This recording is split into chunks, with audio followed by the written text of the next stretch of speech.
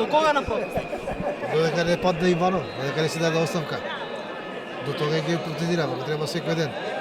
И бараме да ја помнеше аболиција за да даде оставка. Што сите работи он ги направи. Ги аболицира сите криминалци. И како ќе имаме? Нема правда, нема мир. Додека не се случат потребните промени во оваа држава. Додека Иванов не ја повлече спорната аболиција, додека не се реформира избирачкиот список, додека не се среди состојбата во медиумите. До тогаш. До крај, сигурно ја бутнаме владата. До крај? До кој крај?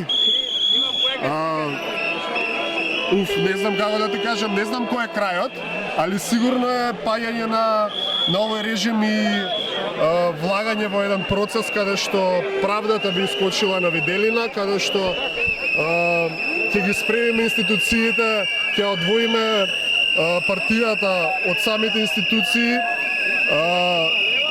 за да се врати некако довербата на луѓето дека воопшто имаме ние една правна држава, па да влеземе во некој процес каде што се надевам ќе бидеме паметни да преку оваа енергија некако успееме да граѓанството да го вклучиме во сите политички процеси и да се ја вратиме Македонија на граѓаните, а не на политичарите. До крај.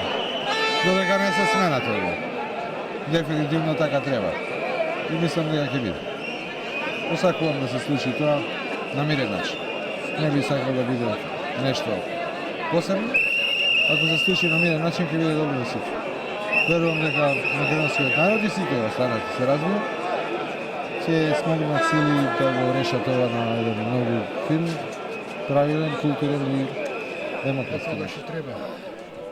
До кога треба? До крај. Утребеше ќе падне. Грујо. Сигурно сте? Па више не во сигурен. Ако сега не падни, кога друг пат? Што на протест? Како и сите другите и јас. Не се знае зошто се протестира. А до кога? Додека треба. Зошто протести? Па протестирам многу повеќе за Сидни и за тие помладите генерации отколку за себе. И мислам дека е редно дека ние овие генерации возрастните да заборавиме на нашата сегашност и да мислиме повеќе на нивната иднина. И на нашите деца и општо на сите што се тука, затоа што ако не протестираме, ако не се избориме за фер и демократска држава, мислам дека еден ден